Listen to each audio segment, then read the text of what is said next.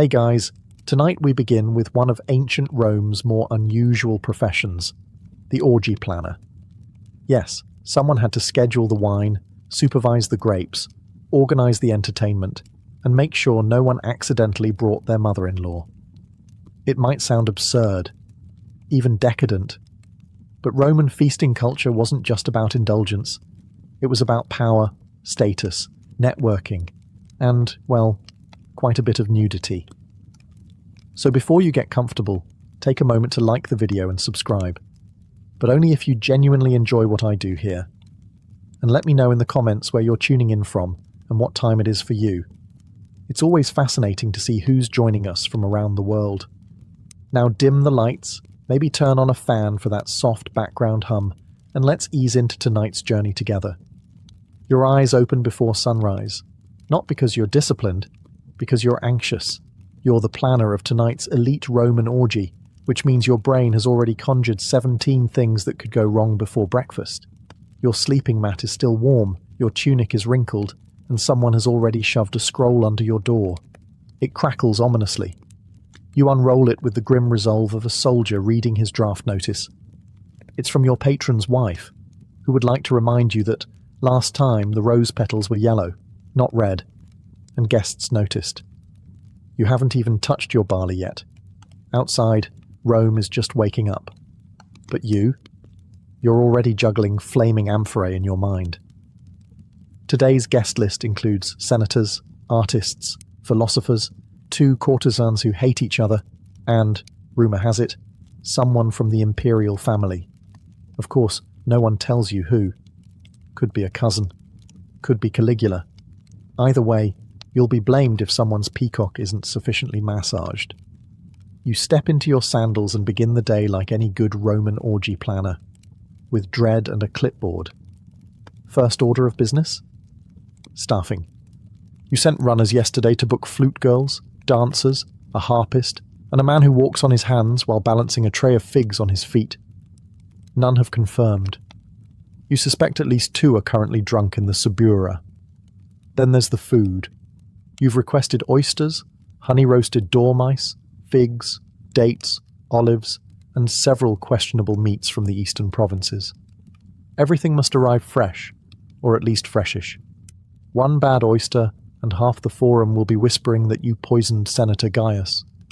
Oh, and don't forget the cushions. Last time, one of the divans collapsed under a toga-heavy magistrate, and the fallout was political. This time, the couches must be sturdy enough to handle whatever happens on them. And you know exactly what happens on them. The sun is barely up, and you're already sweating into your linen. You take a breath. You remind yourself, you are a professional, a maestro of madness, a choreographer of chaos. It's going to be a long day, but the cushions will be fluffed, the wine will be poured, and the guests will never know how close you came to screaming. Not yet, anyway. It's still early, and already you're unrolling a fresh scroll, today's updated guest list. You read it slowly, bracing for disaster. It's not a seating chart. It's a delicately balanced social powder keg with olives on top. Lucius Calpurnius Piso is attending, naturally. He comes to everything and always insists on reclining in the center couch, preferably next to someone else's wife. Problem is, his wife, Aurelia, is also coming. She wasn't invited, but that's never stopped her before. You make a note. Separate couches, separate wine sources, and definitely no harp solos while they're both in the room. Last time, she threw a garum jug. Next, Senator Petronius Arbiter has accepted. A witty man, a dangerous man, known for his tongue, and not always in a poetic sense. You'll need to seat him far from Junius Blasus, whose poetry Petronius once described as a slow death written in meter. Then you spot it. Domitianus and 2 guests, unnamed. The vagueness is offensive. Could be respected clients, could be gladiators, could be a giraffe in a toga. You write flexible seating, West End, and move on. Now for the entertainers, 4 flute girls, 3 dancers, and the mime twins. That's already one more performer than Lucullus approves of. He considers mimes barbaric, His mistress, however, finds them delightful, and he finds his mistress's approval critical to his reputation. The guest list isn't just a set of names, it's a living map of ancient Roman tension. Politics, power, lust, family feuds, and vendettas, all reclining together on silk-covered couches, drinking from the same communal bowl of wine. And of course the real terror, someone important who wasn't invited. You can already hear the whispered accusations. It was intentional, a public insult. I'll never lend him my bath slaves again. You roll up the scroll. You make a new one. You draw arrows, add warnings, circle names. You're not planning a party. You're managing a live diplomatic simulation with aphrodisiacs and roasted dormice. Still, you've done this before. You'll do it again. You just hope, this time, no one stabs anyone over couch placement. Not like last spring. With the guest list finalised, or at least stable enough not to implode, it's time for the next crisis. Provisioning. Planning a Roman orgy isn't about pouring wine and lighting torches. It's about curating a menu so decadent it makes the gods feel underdressed. Your list is already 3 tablets long. Let's start with the basics. Wine. Not just any wine, it must be Falernian, aged and expensive enough to make your sponsor wince. You write 3 amphorae Falernian, 2 of Caecuban for show, 1 of vinegar to serve to the guests who arrive late. Next, oysters, imported fresh from Baiae. Must be alive when they arrive, or at least convincingly moist. You send a note to the seafood vendor reminding him that last time, half the oysters were already dead, and one guest declared it an omen. He's still recovering. Then there's honey-roasted dormice, a staple of Roman decadence. Rolled in poppy seeds and dipped in honey, they must be plump, not stringy. You ask for 50. You'll receive 35. Half will still twitch. You add roasted peacock, stuffed sow's udder, dates from Judea, figs from Carthage, and cheese wrapped in vine leaves. You also scribble down a reminder, no garum accidents near the bread this time. The last event's anchovy-scented rolls nearly caused a riot. For dessert you'll need candied nuts, almond cakes, and some sort of visual spectacle, perhaps a cake shaped like the Colosseum, filled with live songbirds. You'll figure out the baking logistics later.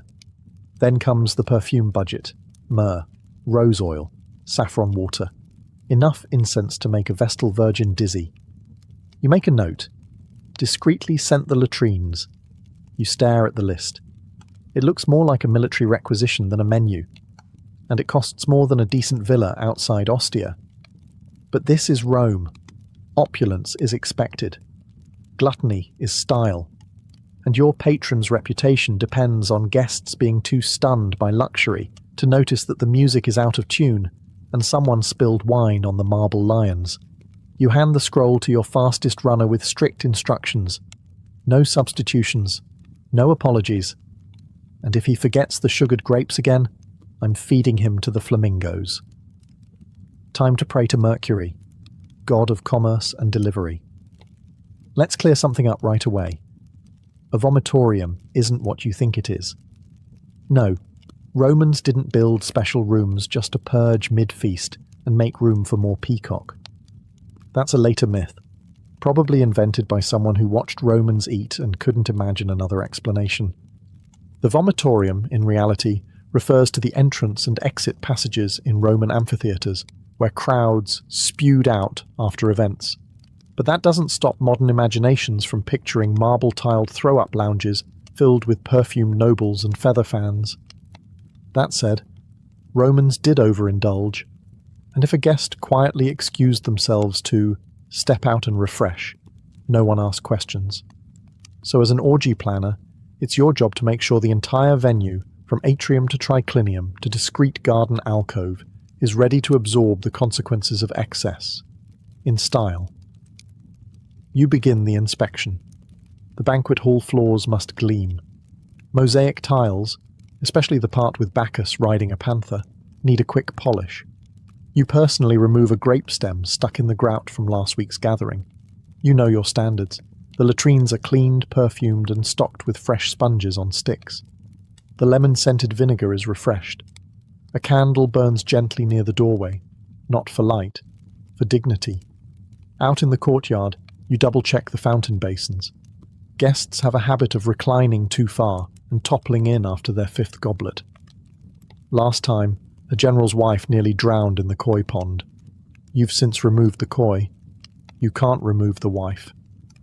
You pass through the perfume room, where oils and salves are arranged like an apothecary for indulgence. Rose, cinnamon, myrrh. You sample one, and your wrist smells like a love letter to Venus. Perfect. Next, you inspect the vomitorium myth room. That is, a quiet hallway with a curtain, a chair, a bronze basin, and a polite slave stationed with a fan. It's not called that, of course. It's called the retreat, but everyone knows what it's for, and it too must sparkle, clean, scented, and luxurious. No matter how indulgent things get tonight, no one leaves this party feeling undignified. If they do purge, they'll do it surrounded by polished marble and tasteful murals of satyrs. That's your promise. It's mid-morning, and it's time for the most delicate part of your job. Not selecting wines, not managing nobles, but addressing the staff. A Roman feast of this magnitude requires people. Lots of people. And none of them woke up today hoping to be part of another nobleman's indulgent fever dream. You gather the team in the atrium, 23 bodies, each with a role. Most are slaves, some born in the household, some bought for the specific purpose of carrying trays, pouring wine, or looking attractive while silent. A few are paid performers. All are stressed. First up, cupbearers. You assign them their zones: Central Triclinium, Periphery Lounge, West Garden. Dilute the strong wine unless told otherwise, you remind them. Some guests think they can handle full Falernian. They cannot. Fan bearers are next, a crucial role. Their timing can make or break a guest's comfort.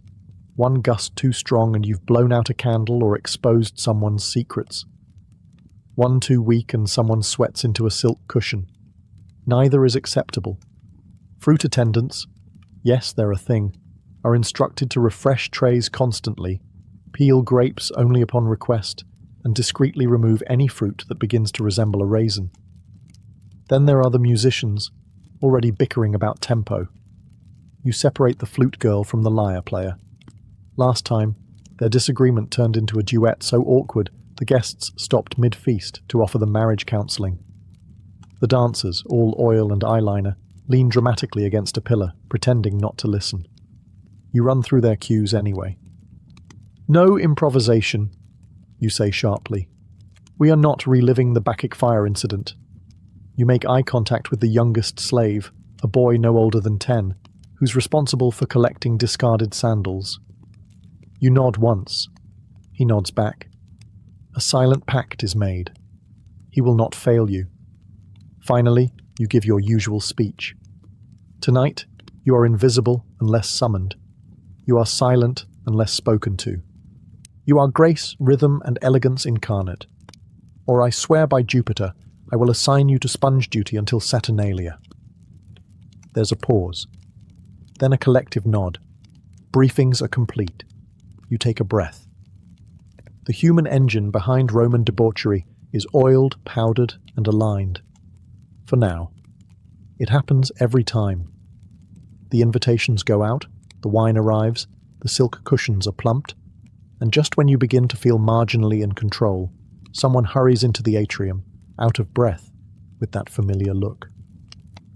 The musicians haven't arrived. Of course they haven't. You grit your teeth. You specifically booked a flute girl, 2 cithara players, and 1 backup aulos duo in case of exactly this situation. And yet, here you are, staring down the barrel of silence at a party where silence is considered a civic offence. You send your most reliable runner to the Subura district, Rome's chaotic marketplace of noise, smells, and bad decisions. Find them, you instruct, alive, conscious, and dressed. You don't even ask why they're late. You already know. They're either still asleep, too drunk to walk, or tangled in a romantic entanglement that began at last night's Saturnalia rehearsal and never stopped. The dancers are now complaining that without musicians, they can't rehearse. The poets are delighted, assuming this means more stage time. You quickly squash that idea. No one wants Gaius's ode to his mother's third marriage recited at a party where people are eating sugared dormice. You consider contingency plans. The house cook knows 2 songs on a cracked reed pipe. A nearby slave has a decent singing voice if kept off the wine. Worst case? You hum in rhythm while someone shakes a jar of lentils. You pray it doesn't come to that. Then, like ghosts emerging from incense, the musicians appear, fashionably dishevelled, vaguely apologetic, and smelling faintly of spikenard and poor decisions. One of the flute girls is missing a sandal. The other looks as though she's had her heart broken by at least 3 senators. Still, they're here. You assign their stations. One in the atrium, one near the main dining hall, one in the garden for ambience. You stress. No dramatic tempo shifts, no dirges, no impromptu solos unless someone's actually dying. They nod. Sort of. You exhale. Crisis averted. For now. But you keep your eye on the lyre player. He's tuning it slowly, lovingly. Far too lovingly for someone who isn't about to ruin everything with an improvised love ballad. You make a note. Station him near the door. Easy removal. If music is the soul of the party, seating is the strategy. You're not just placing guests on couches, you're navigating rivalries, romances, and enough unspoken tension to collapse a marble villa. The Roman triclinium, the classic 3-couch setup, seats 9. Technically, comfortably, closer to 7 if no one brings their pet leopard. You begin by sketching it all out on a wax tablet, muttering to yourself like a general planning a siege. Center couch, that's where the status goes. The summus locus, the place of honor, is reserved for the guest of highest rank. Unfortunately, 2 people think they're that person. Senator Piso and Governor Crispus both claim the title by birth, marriage, and sheer self-confidence. You'll need to decide who gets the top spot and who gets mildly poisoned wine.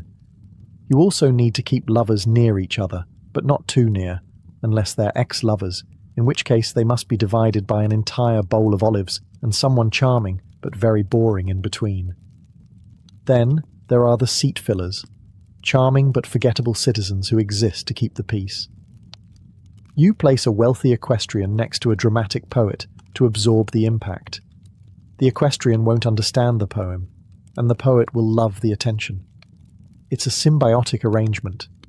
You assign courtesans to strategic locations, near the lonely, the rich, or the recently divorced.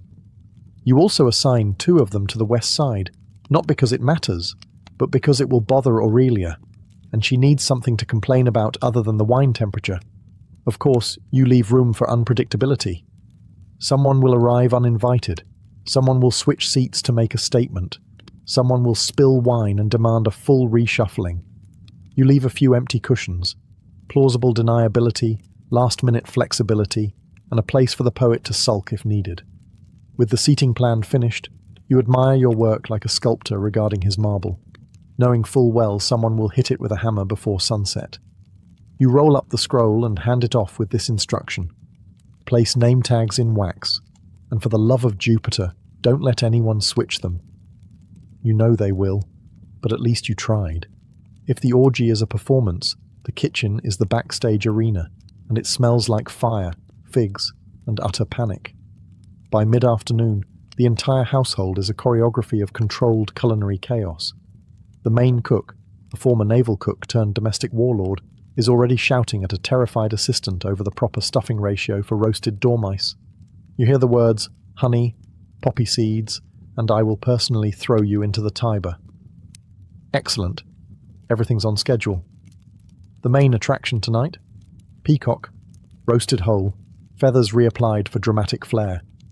It looks magnificent, tastes like shoe leather, and is mostly served so rich guests can brag about chewing something that had once strutted like a diva.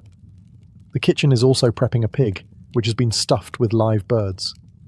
Yes, that's a real thing. You roast the pig, Slice it open at the table, and surprise. Doves fly out. It's impressive, unsettling, and only mildly traumatic for the doves. Platters of figs, dates, and honey cakes line the counters. A pastry shaped like the Colosseum is being glazed. A slave accidentally eats part of it. He's promptly reassigned to grape-fetching duty.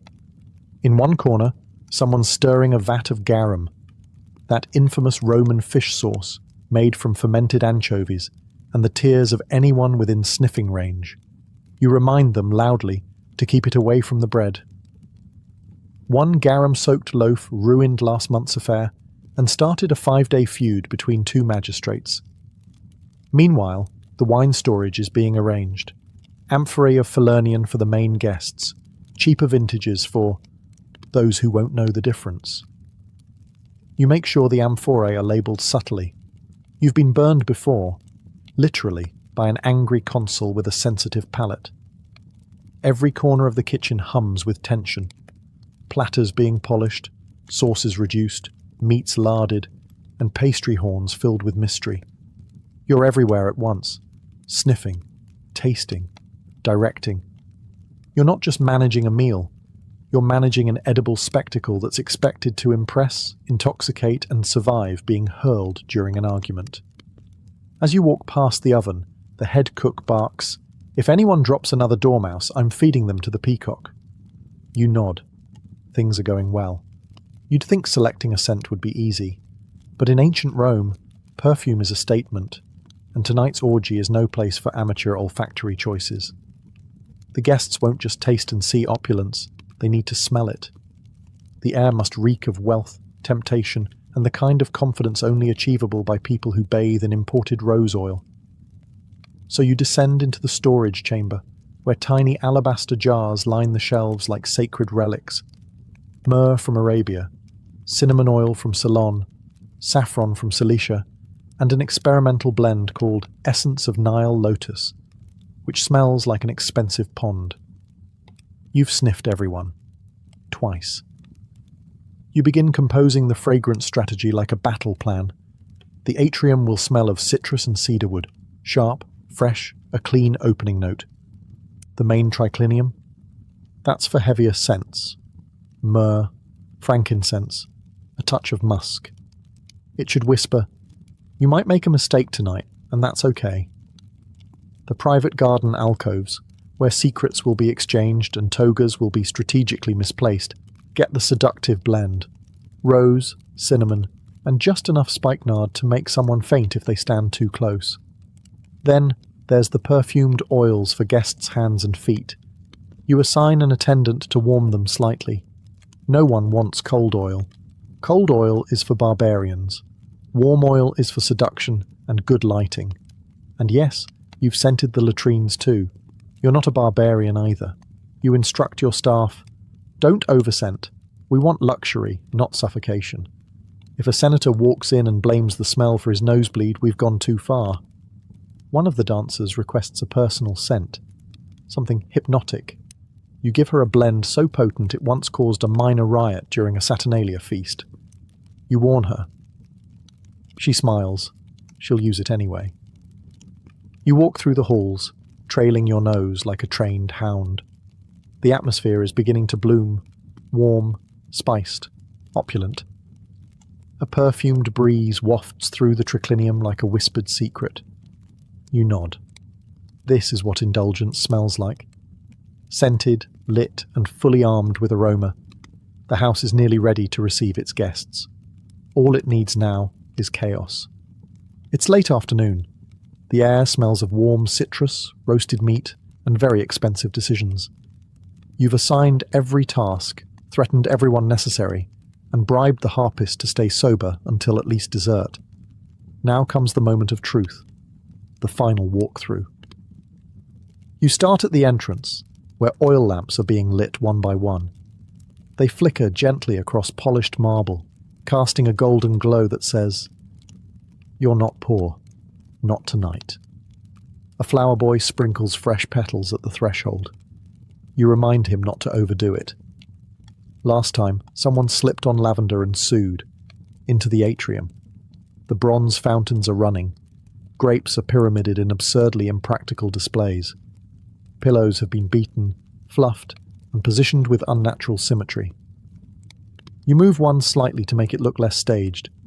It's important that decadence feels effortless, even if it's taken 32 hours and 2 minor breakdowns to achieve. Next, the triclinium, the main event space. Tables are low, recliners are perfectly angled. Each cushion has been dusted, perfumed, and strategically rotated to hide any wine stains from last month's senator's birthday disaster. You do a bounce test, soft enough to comfort, firm enough to survive. Activity. You inspect the tableware, silver goblets, bronze platters, blown glass amphorae. Bread is artfully arranged. Cheese is sweating slightly, but you decide it adds authenticity. You quietly remove a beetle from a fig. No one saw. It never happened. In the garden alcoves, the lighting is soft and ambiguous, just dim enough to be flattering, just bright enough to avoid accidents involving potted plants and dignity. A servant fans incense. The effect is ethereal. You pause and let yourself enjoy it, briefly. You spot a small detail. A flower out of place. You fix it. Another. A curtain that's not quite even. You adjust it. A final check. You inhale deeply. You listen. You walk through the space like a guest. It's beautiful. Ridiculous.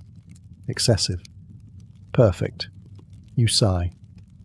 For a moment, you let yourself believe it's all under control. Then someone rushes in. The guest of honor has arrived early, and he brought 3 extra wives. Of course he did. You smile tightly, straighten your tunic, and step into the fray. The first knock is not so much a knock as it is a dramatic thump followed by laughter. You take a breath. Here we go. The door opens. A slave pulls back the curtain with just enough flourish to impress, but not overshadow. Your first guest, Lucius Calpurnius Piso, strolls in like he owns the place, despite not paying for any of it. He smells of strong wine, ambition, and imported cologne that cost more than a soldier's annual wage. He greets you with a grin and a wink. Tonight, my friend, we make Bacchus blush. Behind him, a trail of courtesans, a minor poet, and a man carrying a small lyre who may or may not be invited. You decide not to check. Guests begin pouring in, flowing robes, gold-threaded tunics, embroidered sandals, and expressions of affected boredom. They've all arrived early to show they're important, and they've all had at least one drink to show they're relaxed. You mentally recalibrate the wine rations. A slave offers perfumed towels. Another presents rosewater. One guest refuses both and instead demands a small amphora of something more Dionysian. You give him spiced wine. He calls it intellectual. You don't correct him. The garden fills with murmurs, introductions, judgments, hushed conversations that are somehow louder than actual conversation. Someone's already asked where the flute girls are. Someone else is eyeing the fruit pile like it owes them money. You keep moving, nodding, adjusting. You separate 2 senators who haven't spoken since the goat insult incident. You notice that Governor Crispus is reclining far too close to someone else's wife, and that the poets are gathering in a corner like storm clouds. One of the dancers strays too early into the center. You snap your fingers. Not yet. Timing matters. If everything begins too soon, it loses mystery. If it begins too late, guests complain. You want suspense. You want smoldering scandal. You pass a serving tray, discreetly pluck a grape, and keep walking. You spot one guest already snoring on a cushion, another polishing a dagger with butter. So yes, it's going well. For a Roman orgy, controlled chaos is the highest compliment. And tonight, you're almost insulted. The lyres are tuned. The flute girls are finally sober, or at least balanced, and the dancers are oiling their limbs like they're about to go into battle. You give the nod. The entertainment begins. A hush falls over the triclinium as the first dancer steps forward, golden veils flowing, anklets chiming, eyes fixed somewhere between divine inspiration and complete apathy. She begins to move. It's graceful, hypnotic, and exactly the level of theatrical sensuality that makes elderly senators feel poetic. The flute joins in, slow, spiraling notes that float through the perfumed air like incense. For a brief, beautiful moment, the entire feast slips into rhythm. Chewing slows, conversations hush, even the poet stops trying to recite. But then, of course, something goes off script. A guest demands a reenactment of the myth of Leda and the Swan. Another counters, no, Orpheus in the underworld, with real torches this time. A third suggests something involving naked gladiators, a water jug, and interpretive juggling. You smile politely and assure them it's all part of the plan. Meanwhile, the mime twins, who were specifically told to wait until the third wine course, enter early and begin miming an exaggerated scene of seduction involving a fig and a sausage. Half the room laughs. The other half looks confused. One man applauds like it's the theatre of Pompey. You resist the urge to pour wine directly into your eyes. The dancers continue. The musicians try to adapt. You spot the harpist improvising something mournful, possibly because she's just realized she's playing in the wrong key. Then someone throws a peach. At first it seems accidental, but then another guest throws a fig back. Now it's participatory. You step in quickly, raise your hand, and declare it a symbolic offering to Bacchus. Everyone cheers. Crisis averted. You make a note to never serve throwable fruit again. The entertainment surges forward. Music, movement, whispers, laughter. A flame dancer performs near the pool. A flute girl stumbles. A guest proposes to a statue. It's chaos. Gorgeous, perfumed, theatrical chaos. And this is where you shine. Orgy planner, stage manager, mood wrangler, fig diplomat.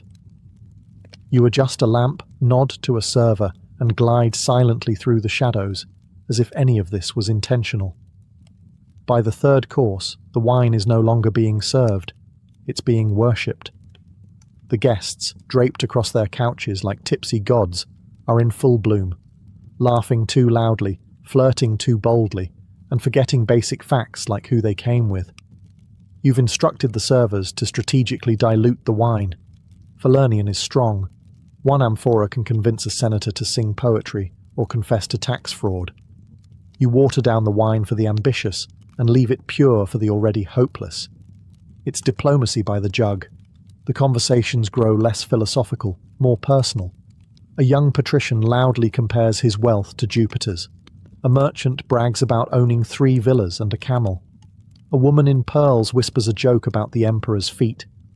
You pretend not to hear. If she gets exiled, you'll miss her. She's great with seating arrangements. Across the hall, a poet is trying to seduce a philosopher using verse that sounds suspiciously plagiarized. You walk past just in time to hear, "Your eyes are like olives, dark and briny." You do not intervene. Meanwhile, 2 courtesans are locked in a passive-aggressive compliment battle. Each smile is a dagger. Each laugh carries the scent of strategic murder. One gifts the other a fig. You take a mental note. Remove all figs by dessert. And of course, in the back corner, someone has decided to start a drinking game involving gladiator trivia. "Name 3 famous duels or drink," someone shouts. A minor senator tries to fake his way through an answer.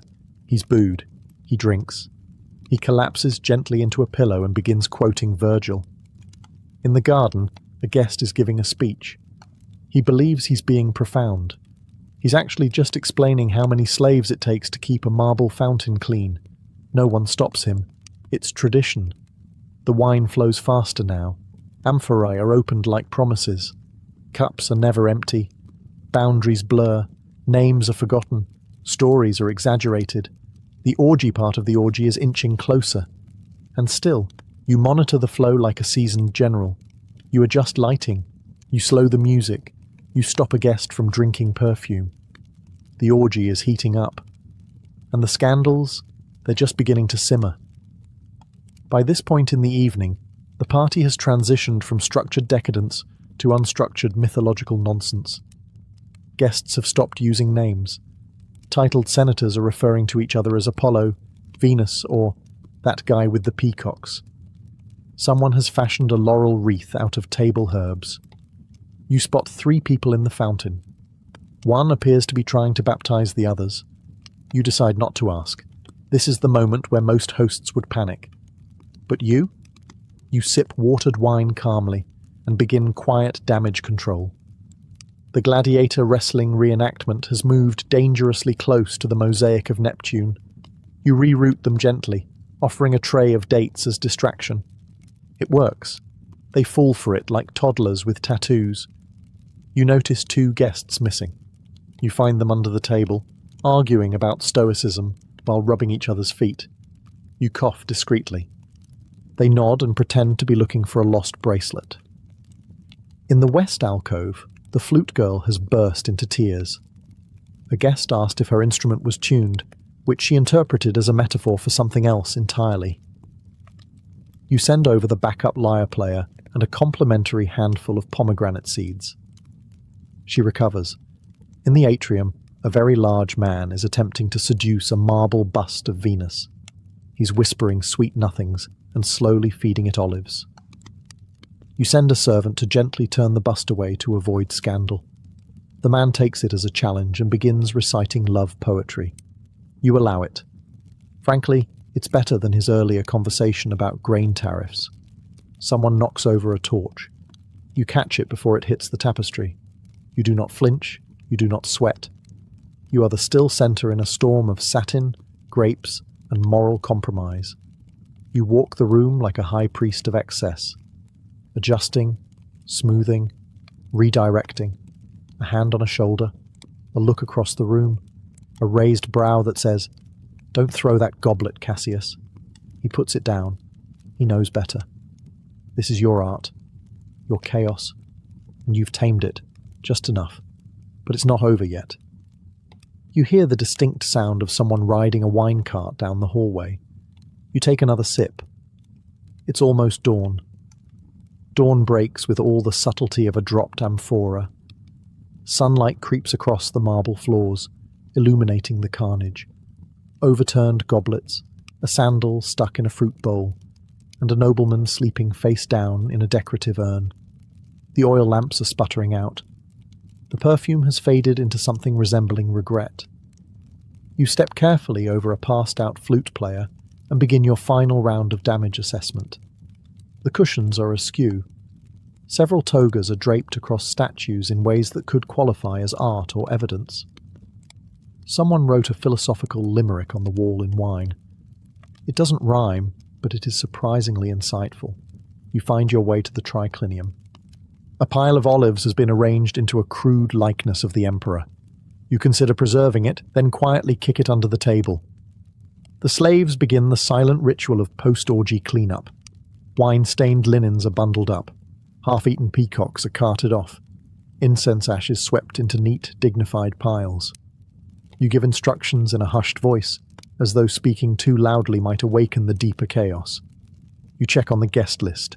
Everyone accounted for. No deaths. 1 sprained ankle. 2 spontaneous marriages.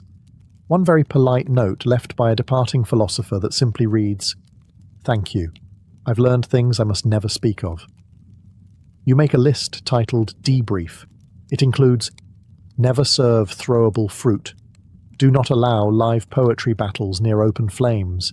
Keep Venus statue in storage during future events. Seat Crispus far from anyone with legal representation.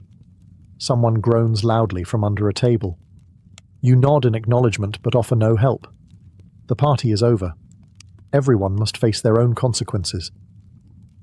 In the garden, doves are still wandering from the pigburst performance. You gently herd them into a corner and throw them some leftover candied almonds. They deserve something sweet after the evening they've endured. You take one last look around.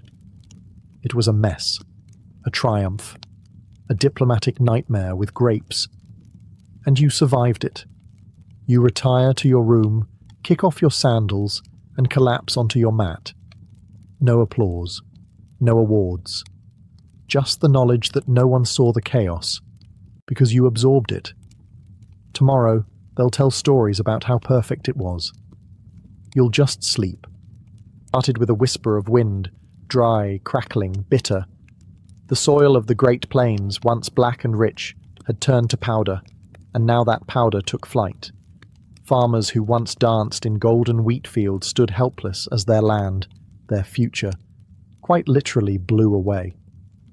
The 1930s weren't kind to anyone, but for families from Oklahoma, Texas, Kansas, and eastern Colorado, the land itself became the enemy. They had trusted the soil. That was the tragedy. Encouraged by government incentives and promises of prosperity, thousands of families had ploughed up native grasses to make way for row after row of wheat. But they weren't told that those native grasses were the only thing holding the land in place. And when the rains stopped in 1931, they didn't return. Year after year, the drought deepened. Without roots, the topsoil had nothing to hold it down. It began to lift, carried away by the wind in ever-thickening clouds. The storms came suddenly. One moment, the sky was blue. The next, it was black, as if night had fallen in the middle of the day. Walls of dust hundreds of feet high swallowed entire towns. Livestock suffocated. Cars stalled. Children developed dust pneumonia. Mothers sealed windows with wet towels and stuffed newspaper into the cracks of doors, but the dust still crept in, coating dishes, furniture, lungs. People started calling it the Dust Bowl. On April 14, 1935, forever known as Black Sunday, a storm so massive swept across the plains that some believed the world was ending. A preacher in Oklahoma reportedly told his congregation to go home and prepare for judgment. That storm stretched for over 200 miles, blotted out the sun, and turned day to darkness for thousands. And with it came a realization. They couldn't stay. The soil was gone. The crops were gone. The livestock were dying. Children were coughing up dirt. What was once a land of hope had become a graveyard of dreams. And so, with battered pickup trucks, jalopies held together with wire, and everything they owned strapped to the roof, families turned west, toward California, toward survival, toward something, anything better than this. They didn't yet know what waited for them on the other side, but they knew what they were running from, and it was gaining on them. The road west wasn't paved with gold, it was paved with desperation. As the Dust Bowl ravaged the plains, an exodus unlike any other in American history began. Families piled into rickety Fords and Chevrolets, often with 4 flat tires and more children than seats. Everything they had, mattresses, kettles, washboards, and heirlooms, was lashed down with rope. Their destination was a dream. California. Route 66 became the artery of escape. It stretched from the Dust Bowl states to the Pacific, winding through New Mexico, Arizona, and into California's Central Valley. For many, it wasn't just a road, it was a lifeline. Towns along the route swelled with migrants, camps sprang up near gas stations, and any rest stop with running water became a temporary home. They came by the thousands. An estimated 2.5 million people fled the southern plains during the 1930s. Most were small-time farmers, sharecroppers, and field hands. They left behind mortgages they couldn't pay, fields they couldn't save, and homes they could no longer live in. Many never looked back. Others wept as they crossed the state line. But California wasn't the promised land they had imagined. Newspaper ads had promised farm jobs and lush fields, but the reality was far harsher.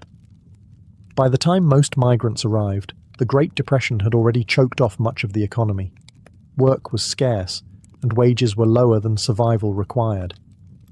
At the state border, California Highway Patrol officers began turning people away if they looked too poor.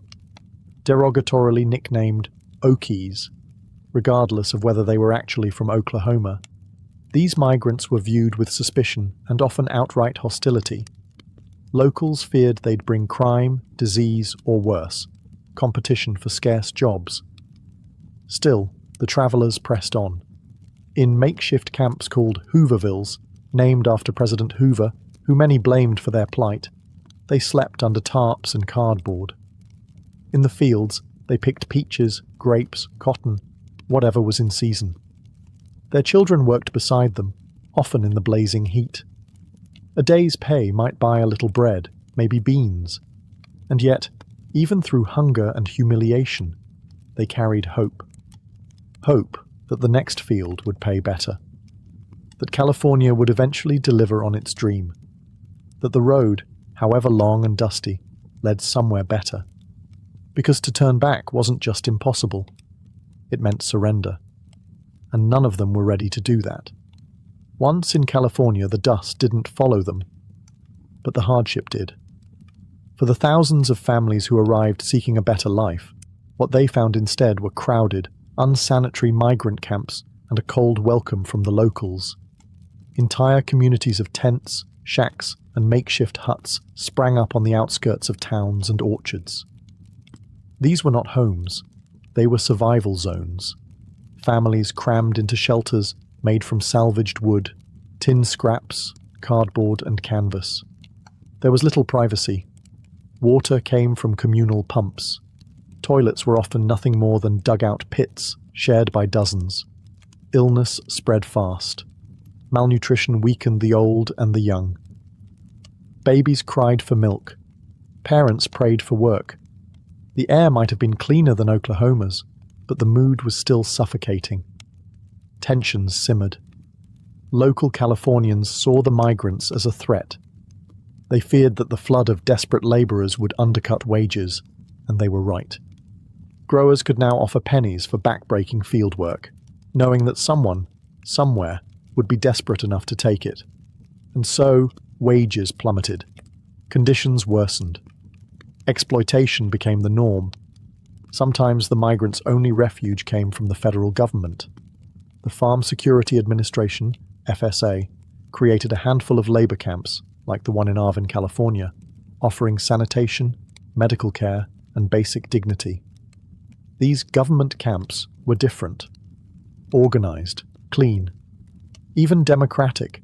Residents elected committees and settled disputes internally. But there weren't enough of them. Most families lived outside this safety net, in the informal, lawless settlements that ringed the agricultural valleys. They were often harassed by police, driven out of towns by angry mobs, or forced to keep moving to avoid detection. Local authorities labeled them vagrants. Some children were denied schooling. Others were too sick, or too busy working in the fields, to attend. And yet, inside these camps, a culture of resilience grew. People played guitars around campfires.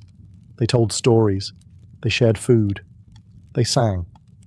Songs like Hard Travelin' and Do Re Mi gave voice to their pain and their perseverance. These weren't just sad ballads. They were anthems of survival. Because even when life stripped them of land, home, and security, they still clung to community. And with community came strength. They were poor, but they were not broken. And slowly, something powerful began to grow amid the hunger: solidarity. For the children of Dust Bowl migrants, childhood was not a time of play. It was a daily exercise in endurance.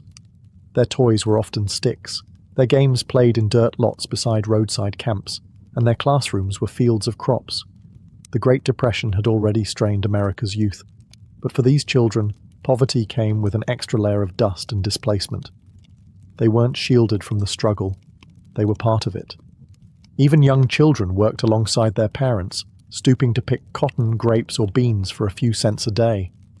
Some were as young as 6, their small fingers blistered and raw by the end of each shift. School was a luxury. Constant relocation meant constant interruption. By the time they enrolled in a new school, it was time to move again. And if they made it to school at all, they were often unwelcome. Labeled Okie kids, they were mocked by peers and sometimes even by teachers. Their clothing, patched, sun-bleached, and often shared between siblings, marked them instantly. Their accents, their dust-bitten skin, their silence born of hunger, they all set them apart. Some schools refused to enroll them altogether. Others required them to clean toilets before attending class. Yet amid the adversity, these children developed an uncommon grit. They learned to care for younger siblings while their parents worked.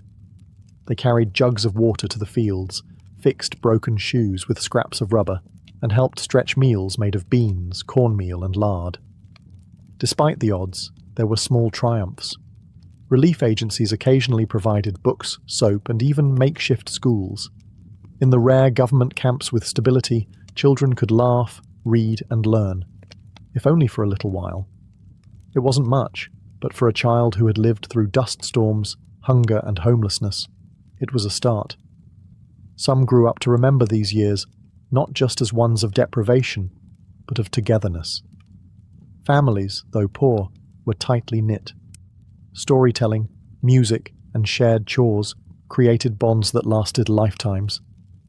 The children might not have had toys or birthdays or summer vacations, but they had one another. And as they grew, many carried that resilience into adulthood, becoming the first in their families to find stable jobs, finish high school, or join the military in the coming war. They were children of dust, yes, but also children of determination.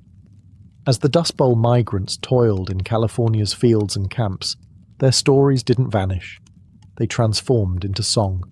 Music became both a comfort and a weapon, a way to preserve dignity and protest injustice when words alone weren't enough. In the rhythm of guitar strings and the verses of folk ballads, the pain, pride, and perseverance of the migrants came alive. Nowhere was this more visible than in the music of Woody Guthrie. A native Oklahoman himself, Guthrie became the voice of the displaced. He traveled alongside migrants, slept in the same camps, and picked in the same fields.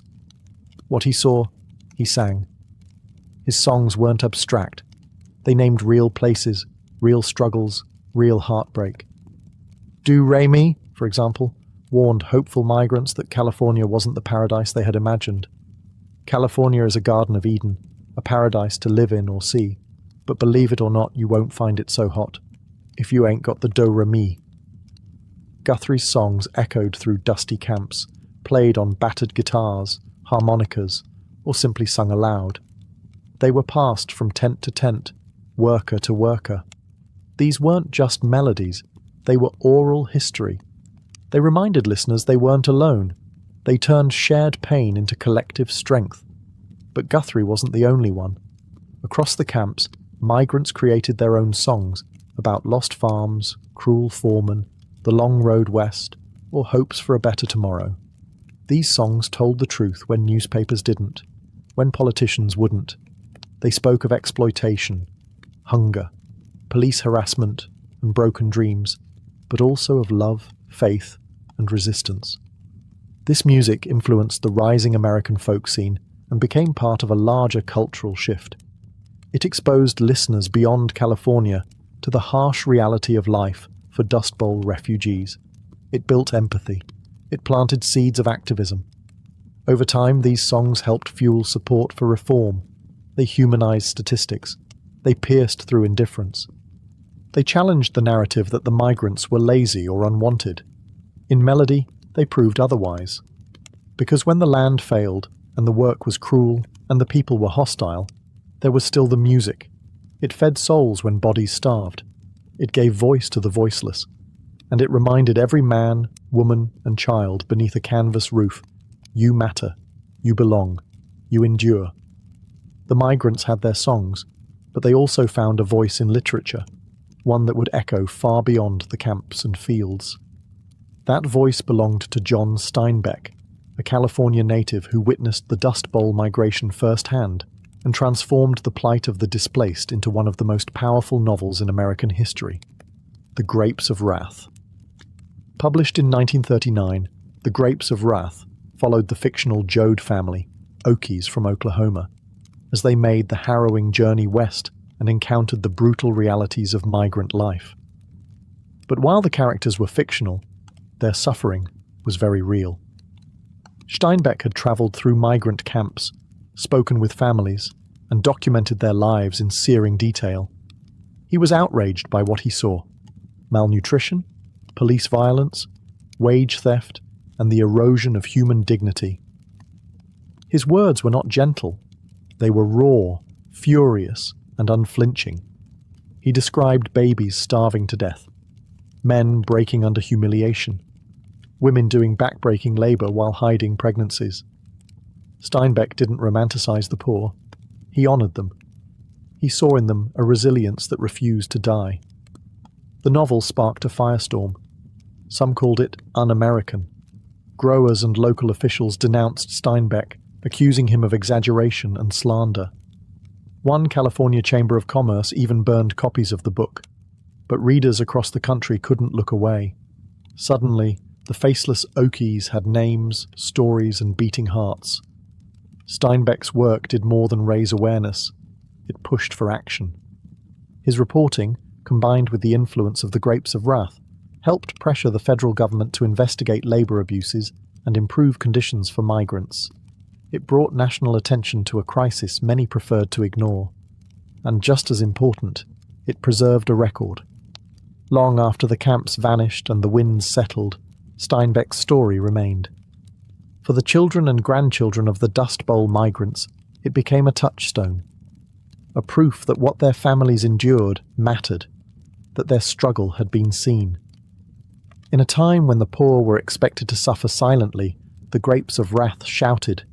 It demanded that the nation listen, and many did. Because sometimes, the most powerful form of resistance isn't a protest sign or a song, it's a story. And Steinbeck told it like no one else could. As the Dust Bowl migrants flooded into California and the American public began to grasp the scale of the disaster, the federal government, under President Franklin D. Roosevelt, was forced to act.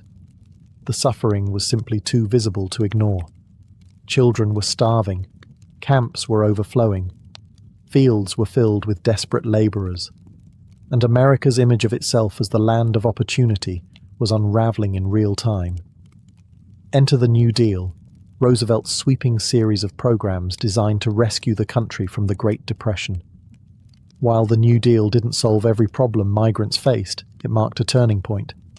Agencies like the Resettlement Administration and later the Farm Security Administration, FSA, were created to offer aid, restore dignity, and attempt long-term solutions. The FSA, in particular, focused on the plight of displaced rural families. It built government-run labor camps in California and other states, structured communities with clean water, toilets, medical care, schools, and even playgrounds. These camps weren't luxurious, but to families who had slept in ditches and roadside tents, they were sanctuaries. Residents elected their own leaders and handled disputes internally, creating some of the only democratic spaces these families had ever known. The camps also became cultural havens. There were libraries, music events, even classes in English and farming. For many, they were places where a new kind of rural American identity began to take shape, one that valued self-governance, solidarity, and pride.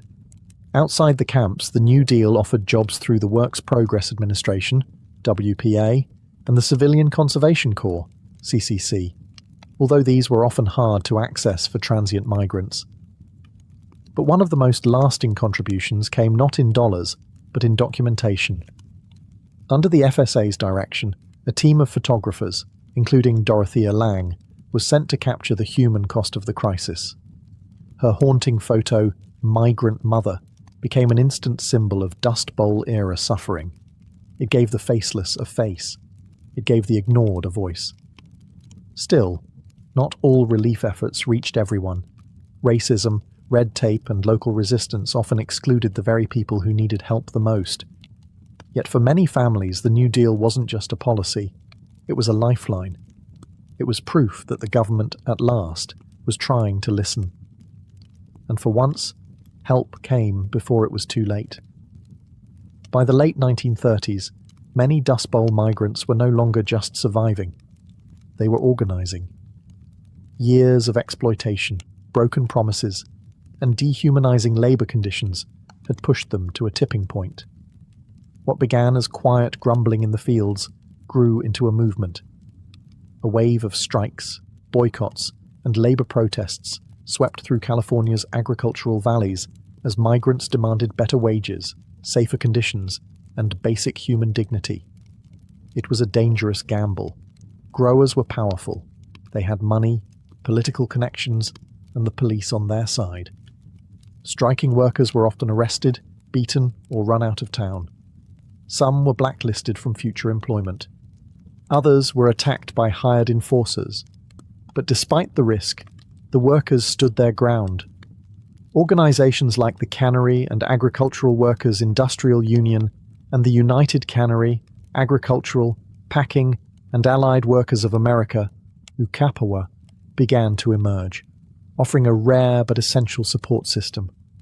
Though often underfunded and fragmented, these unions helped teach workers how to negotiate, how to protest peacefully, and how to document abuses. For many migrants, especially women, joining a strike wasn't just about money. It was about voice. Mothers marched with children in their arms. Teenage daughters stood beside fathers in picket lines. In some camps, entire families were evicted for trying to unionize. Yet the courage remained. In 1933 and 1934, massive cotton strikes broke out across the San Joaquin Valley. Thousands walked off the job. While growers tried to break the momentum with intimidation and violence, the strike gained national attention. And after long weeks of protest, workers won a modest pay increase, proof that resistance could work. Journalists and writers documented these uprisings. Photographers captured images of tired but defiant picketers. Labor organizers like Luisa Moreno and Dolores Huerta, though their most famous work would come later, stood on the shoulders of these early migrant movements. The Dust Bowl refugees weren't just poor, desperate people. They were political actors, survivors, fighters. Even as their accents marked them as outsiders and their clothes betrayed their poverty, they refused to be silenced. They were no longer just victims of weather and economics. They were now shaping the narrative. In standing up for themselves, they began to change not just their own lives, but the future of labor in America. And their fight was just beginning. By the early 1940s, the worst of the Dust Bowl had passed. Rain finally returned to the plains. The economy, bolstered by the demands of World War II, began to recover. Many migrant families who had once wandered from field to field found permanent homes, steady work, and a fragile sense of normalcy. But the migration had already left a deep, irreversible mark on American society, culturally, politically, and emotionally. The children who once picked fruit under a blazing sun grew up to serve in the military, attend college through the GI Bill, and raise families of their own. Some became farmers again, this time with greater respect for conservation and the land. Others moved to cities like Los Angeles and Bakersfield, laying the foundation for working-class neighborhoods that still exist today. Culturally, the Dust Bowl migration reshaped California. Once seen as outsiders, Okies gradually became part of the fabric of the state. Their music, language, and values blended with local traditions, giving rise to new genres, like the Bakersfield sound in country music, made famous by artists like Merle Haggard, himself the son of migrants. The pain and pride of those years never vanished. They just found new ways to speak. In literature, The Grapes of Wrath became a permanent fixture on American bookshelves, a reminder of both the nation's cruelty and its capacity for compassion. In politics, the Dust Bowl era helped fuel the labor rights movement, land conservation efforts, and broader awareness of the need for a social safety net. The lessons weren't just historical, they were environmental. The Dust Bowl taught America the danger of abusing the land. Soil conservation districts were established, farming techniques were reformed, and ecological stewardship became a national conversation. The wounds left by reckless agriculture were deep, but not forgotten. And perhaps the most enduring legacy was that of resilience. These migrants had faced nature's wrath, economic collapse, hunger, and hate. They had been spat on, shut out, and shoved aside. But they endured, they adapted, and they helped build the modern West. Today, descendants of Dust Bowl migrants still carry the stories of hardship and grit. In dusty family albums, in old camp photos, in the chords of a Guthrie song, they remember. Because the Dust Bowl wasn't just a disaster, it was a defining chapter of American identity. One written in dust, yes, but also in determination. Imagine a world with no paper, no books, no Google, just memory and voice. That was the reality for nearly all human societies for most of our existence. Long before alphabets were carved into stone or ink flowed onto parchment, knowledge was preserved in stories, songs, and spoken rituals. Oral tradition wasn't just a method of sharing information. It was the primary engine of civilization itself. In these societies, memory was a sacred duty. Stories weren't told for entertainment alone. They were the vessels of identity, law, morality, and survival. Elders passed on creation myths, ancestral lineages, laws, customs, and taboos. Farmers learned planting cycles from seasonal chants. Hunters remembered terrain through rhythmic recitations. Parents taught children life lessons through fables and parables. Everything essential, who we are, where we come from, how to live, was carried in the voice. Because there was no written backup, accuracy mattered. Oral cultures developed sophisticated memory techniques to preserve knowledge. Rhythm, rhyme, meter, repetition. These weren't stylistic choices. They were mnemonic devices. Stories had structure for a reason. Chants and epics were designed to be unforgettable, and they had to be. In a world where the past lived only in minds and mouths, forgetting wasn't just a lapse, it was a cultural crisis. But oral tradition was never static. It was flexible, responsive. Each retelling carried a pulse of the present.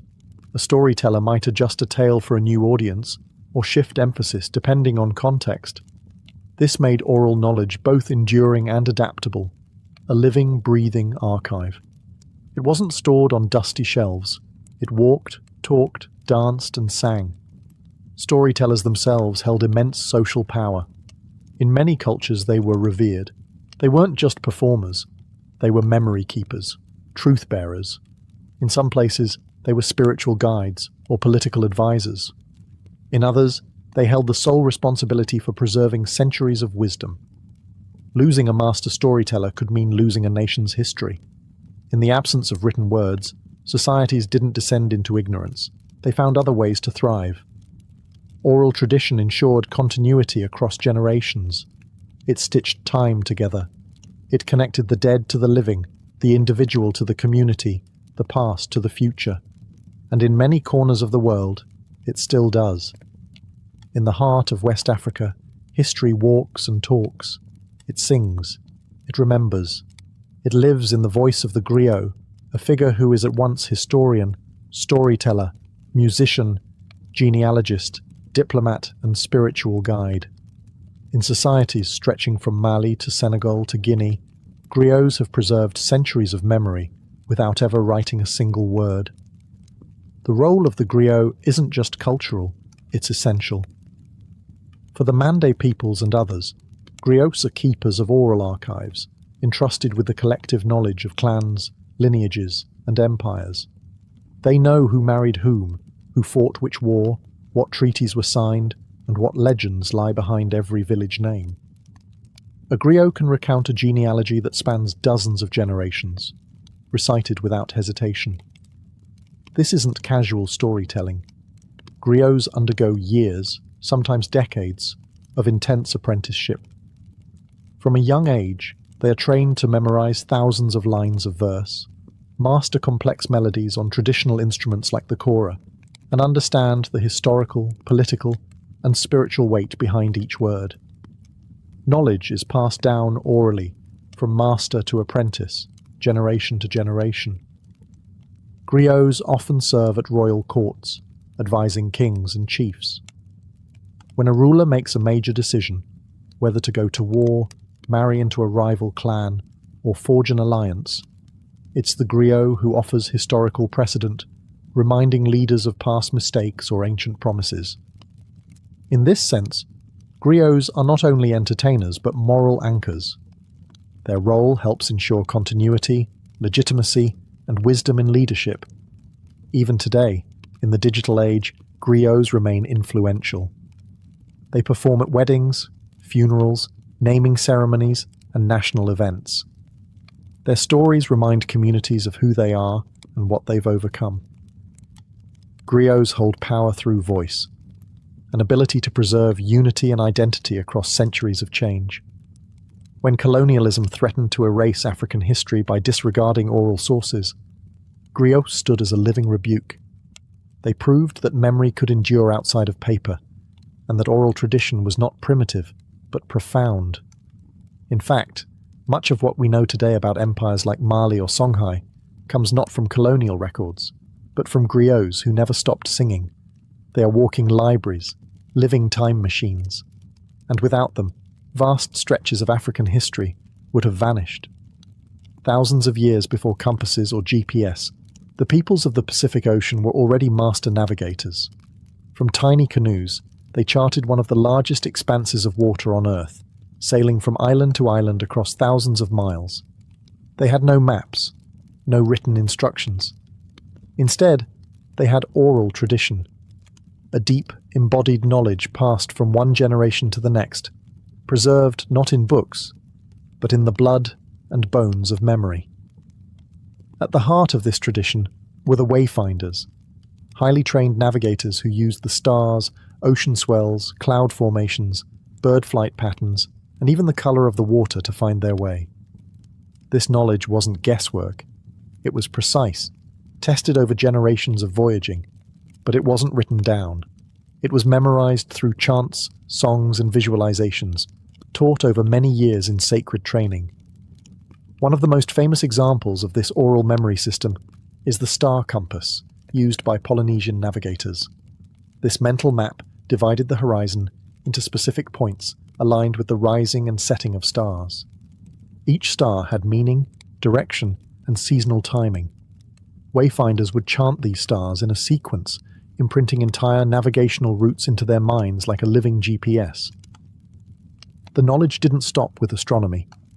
Navigators memorized sequences of islands, stories of past voyages, ocean swells, seasonal winds, and oral genealogies of their own lineages, because navigation wasn't just about travel, it was about identity. To sail the ocean was to trace the steps of your ancestors, to renew your connection to them with every voyage. Oral tradition also safeguarded cultural history. Myths of great migrations, origin stories, and the deeds of legendary seafarers were recited with reverence. These tales weren't just entertainment, they were survival manuals. They told when and where to travel, where fresh water could be found, what reefs to avoid, and what omens to heed. When European explorers arrived in the Pacific, they marveled at the accuracy of these navigators. Some dismissed their knowledge as luck or instinct, but centuries later, modern researchers began to rediscover the immense cognitive sophistication behind it. Today, Polynesian voyaging societies are reviving these oral traditions, training new generations in the art of wayfinding without technology. Because in Polynesia, to remember is to navigate, to speak is to sail, and to forget is to be lost at sea. Long before the written word carved its place in Greek culture, bards travelled from town to town, reciting epic tales that would define Western literature. Among these storytellers was a name that echoed through millennia: Homer. Whether he was a single historical figure or a composite of many voices, Homer's Iliad and Odyssey are towering testaments to the power of oral tradition. These weren't simply stories, they were living performances. Recited aloud, often accompanied by the lyre, Homeric epics were transmitted from bard to bard, memorized in their entirety. The Iliad alone contains over 15,000 lines of verse. How could one possibly remember it all? The answer lies in the architecture of oral composition, formulaic language, repetition, epithets like rosy-fingered dawn or swift-footed Achilles. These repeated phrases weren't just poetic flourishes, they were memory aids, cues embedded in the narrative to help the performer stay on track. This method of oral composition allowed for flexibility. No two recitations were ever exactly the same. A bard could expand or shorten the story depending on the audience, weaving in local heroes or emphasizing different emotional beats. In this way, oral tradition allowed the epics to remain relevant, reshaped by each generation, even as their core remained intact. Homeric epics were more than entertainment. They were moral instruction, historical memory, and collective identity. Through the stories of Troy and Odysseus, Greek audiences absorbed lessons on honor, loyalty, cunning, fate, and the will of the gods. The performances bound communities together, reinforcing shared values and reminding listeners of their place in the tapestry of myth and memory. Even after the invention of writing, Homer's works continued to be performed aloud for centuries. The Greeks eventually committed the epics to text, but by then they had already left their imprint on Greek thought, education, and religion. They became cornerstones of classical learning, recited in schools and echoed in the works of philosophers and playwrights. The survival of Homer's tales is a triumph of the oral world. They weren't etched in stone, yet they endured longer than many civilizations. They remind us that human memory, when nurtured and structured, can rival the permanence of books. Because in ancient Greece, to recite Homer wasn't just to tell a story, it was to hold history in your breath. Long before European contact, the indigenous peoples of North America had built rich, complex civilizations without the use of written language. Their histories, laws, cosmologies, and scientific knowledge were preserved entirely through oral tradition. For these communities, spoken word was not merely a method of communication, it was a sacred force. Stories were not just told, they were shared, passed like ceremonial objects, with reverence and responsibility. Each nation, whether the Haudenosaunee, Lakota, Navajo, or Hopi, had its own oral systems, suited to its landscape, cosmology, and social structure. Creation stories explained not just how the world began, but how humans were meant to live within it. Animal fables taught values like respect, courage, and humility. Historical narratives preserved records of migration, warfare, treaties, and contact with outsiders. These stories were often told during winter, when families gathered in longhouses or around fire circles, reinforcing identity and kinship. The storytellers, often elders or spiritual leaders, were chosen not just for their memory, but for their integrity. They had to be exact. Embellishment wasn't encouraged unless it served a ritual purpose. Many stories had strict patterns, sacred sequences, and proper openings.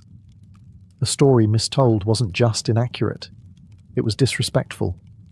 Beyond history and myth, oral tradition also preserved practical knowledge. Indigenous fire ecology, agricultural systems, astronomical tracking, and herbal medicine were passed orally across centuries. The knowledge of when to plant, where to hunt, how to interpret the stars, or what plants healed wounds. This wasn't written in manuals. It was spoken from elder to youth, often in the form of story, song, or ceremony. Even diplomacy was rooted in oral memory. The Haudenosaunee Confederacy, one of the world's oldest participatory democracies, relied on oral recitation of its great law of peace, an epic constitution preserved through wampum belts and ceremonial speech, not parchment. When European colonists arrived, they often dismissed oral culture as inferior, not realizing they were speaking to societies with deep intellectual and legal traditions. In many communities today, that spoken world survives. Despite centuries of forced assimilation and cultural erasure, Indigenous elders still pass on songs, names, and wisdom. Some tribes are revitalizing endangered languages by reviving storytelling ceremonies, knowing that when language dies, stories die too. But as long as a voice remains, memory survives. And through it, nations endure. Long before holy books were bound in leather and placed on altars, the sacred moved through speech. In nearly every major religious tradition, the earliest teachings were carried not on scrolls but in the human voice, recited, memorized, and preserved by devoted followers. Oral tradition wasn't just a method of communication in these faiths, it was the very vehicle of revelation. Take Hinduism, one of the oldest continuous religions on Earth. The Vedas, Hinduism's foundational texts, were transmitted orally for centuries before being written down. Sanskrit priests known as pandits or Brahmins were trained from childhood to memorize vast volumes of text, down to every syllable and intonation. The Vedas weren't just words, they were sounds believed to hold cosmic power. Accuracy was essential. Mispronunciation could distort the spiritual effect. And so, oral recitation was treated with precision, rhythm, and reverence. In Islam, the Quran is considered by believers to be the literal word of God as revealed to the Prophet Muhammad, not written, but recited. Even today, millions of Muslims memorize the Quran in its entirety, a practice known as becoming a hafiz. The oral tradition here isn't a supplement to the text, it's central. The melodic cadence of Quranic recitation, passed from teacher to student, sustains spiritual meaning and connects the listener to centuries of unbroken transmission. Christianity also began as an oral tradition. The stories of Jesus, the parables, the early miracles, they were shared aloud in gatherings before the Gospels were ever written.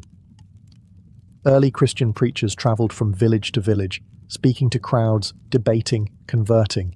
Even after the New Testament was compiled, most congregants couldn't read. Faith was still heard, not read. Psalms were sung. Sermons were preached. Scripture lived in ears before eyes. In Judaism, oral tradition forms the backbone of rabbinic teaching. The Mishnah and Talmud, key texts of Jewish law and interpretation, were initially preserved through complex oral chains of transmission. Rabbis debated and discussed teachings aloud, often committing thousands of lines to memory before anything was committed to ink. Across faiths, oral tradition ensured that the divine remained living, dynamic, spoken, and sung. Even today, believers continue these practices. Scripture is chanted, prayers are recited, mantras are whispered. Because for the faithful, the sacred isn't just what's written, it's what's heard, it's what's remembered, and it lives in the human breath. Long before modern courtrooms and printed legal codes, communities across the world upheld complex systems of law through oral tradition. Justice wasn't dispensed by reading from a book, it was spoken, memorized, and performed. In these societies, legal knowledge was a living memory, carried by elders, chiefs, judges, and councils, who ensured that fairness, obligation, and punishment were remembered and respected. Among the Gaelic Browns of Ireland, justice was entirely oral for centuries. The Brown Laws, a detailed and intricate set of legal principles governing everything from land disputes to honour debts, were transmitted by trained legal scholars who memorized thousands of verses and precedents.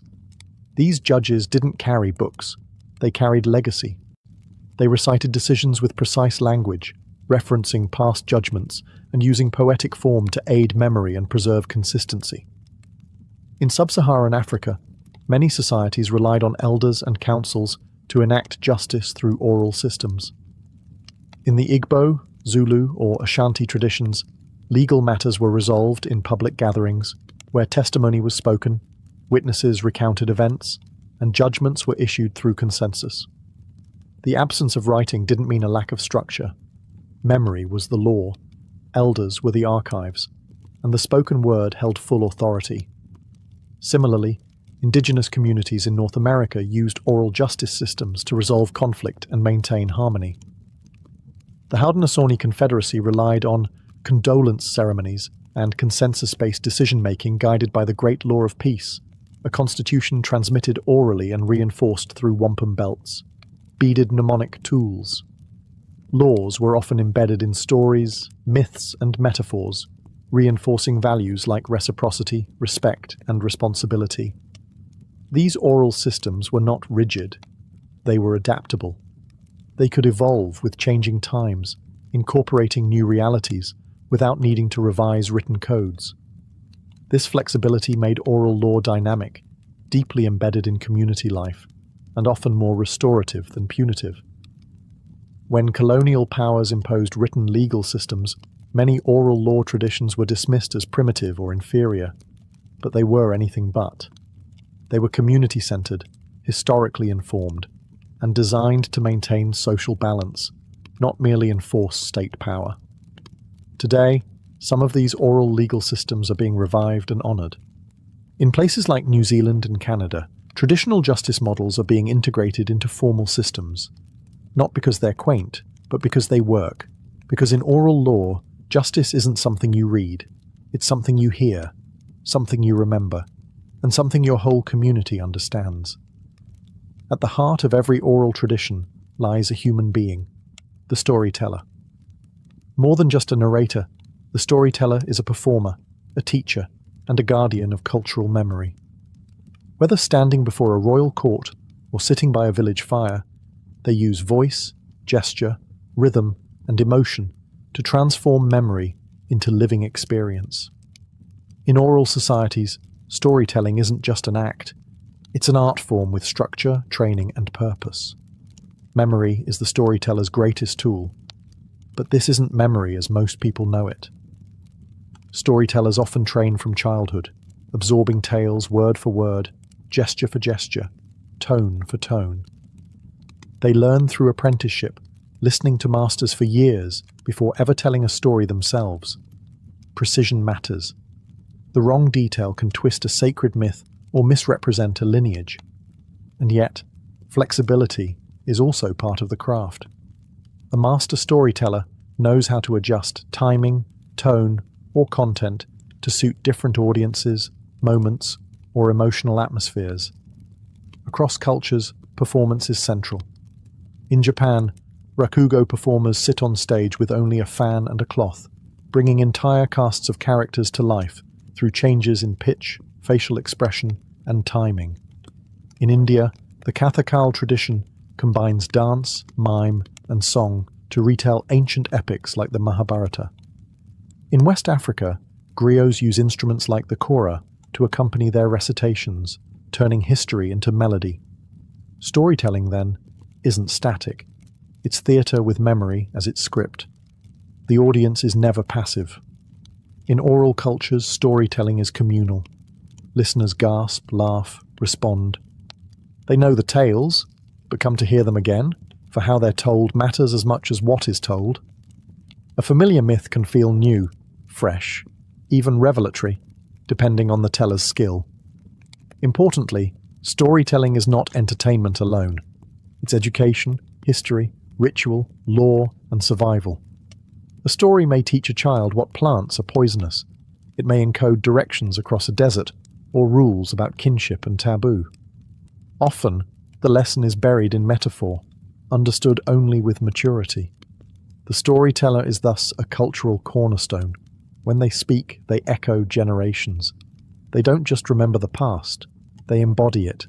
Because in oral tradition, memory doesn't live in books, it lives in people. And when they speak, entire civilizations speak with them.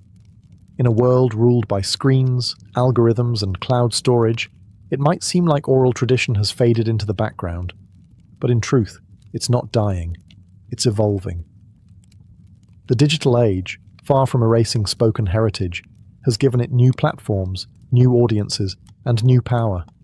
Memory, voice, and story are once again central, not just in ancient rituals, but in podcasts, spoken word poetry, voice notes, and viral videos. The medium has changed, but the human impulse remains the same, to remember through voice. Social media, ironically, has brought us back to something ancient. TikTok creators tell modern parables in 60 seconds. YouTubers revive myths and folktales for millions. Podcasts have become the new campfires, where people gather, through headphones instead of hearths, to hear stories that move, teach, or entertain. And in many indigenous and marginalized communities, digital tools are now being used to record elders, revive languages, and archive oral history before it's lost.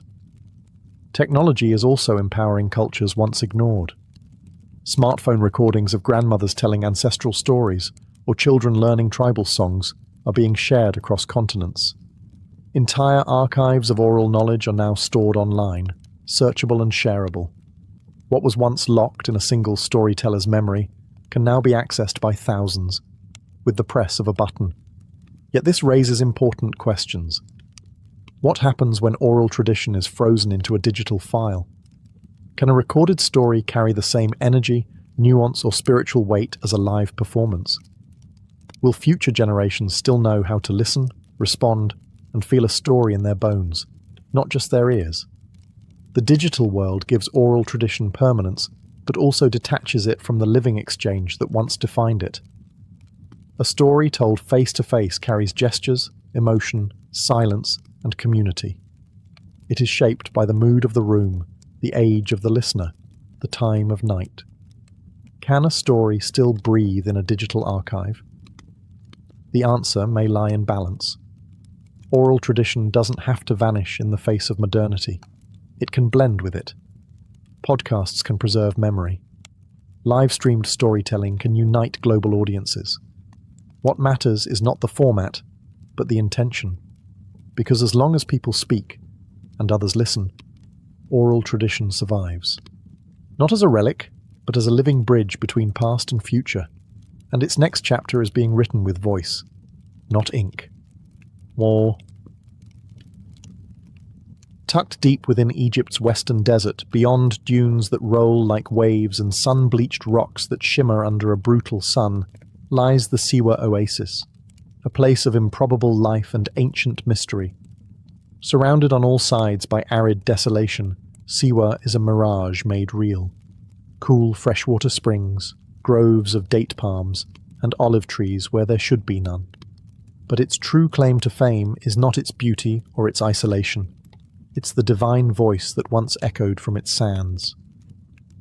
Here, at this remote outpost near the borderlands of Egypt and Libya, stood the temple of the Oracle of Amun, a sacred sanctuary dedicated to one of Egypt's highest gods.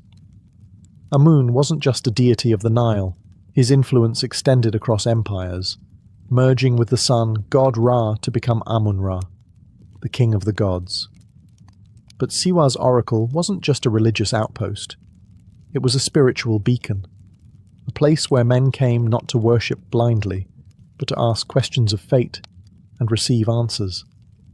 Unlike the colossal temples of Thebes or Karnak, the temple of Amun at Siwa was modest in size.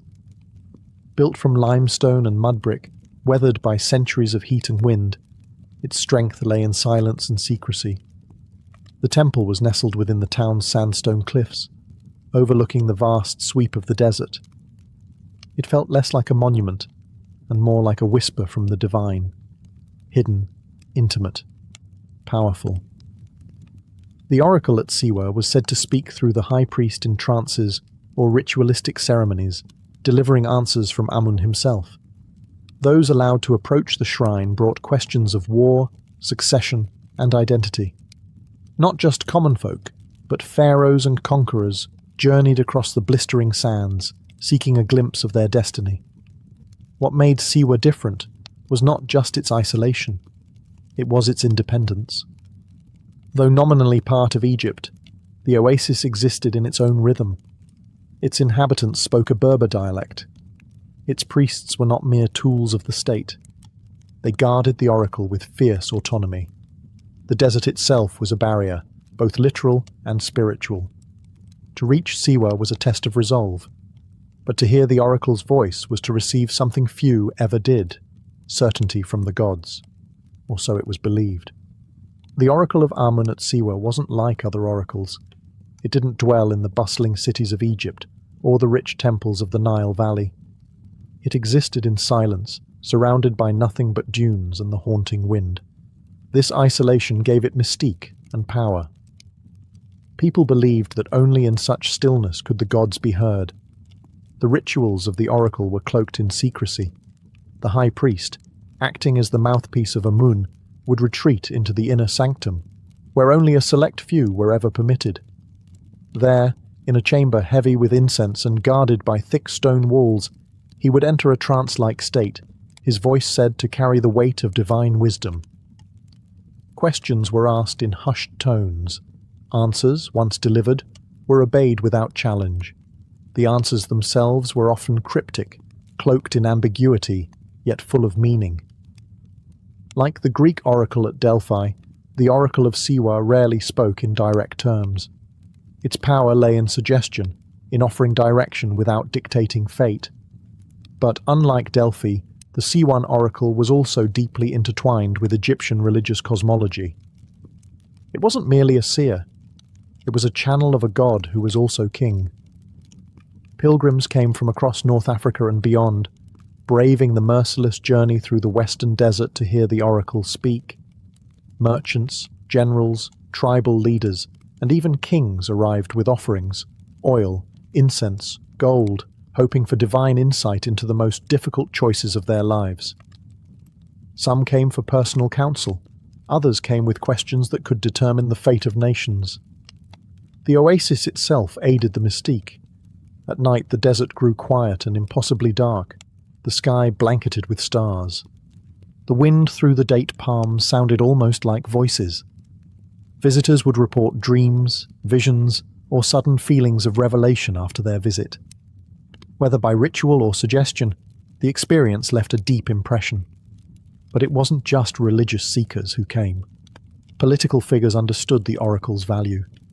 To receive its blessing was to claim legitimacy, not just among locals, but across the Mediterranean world.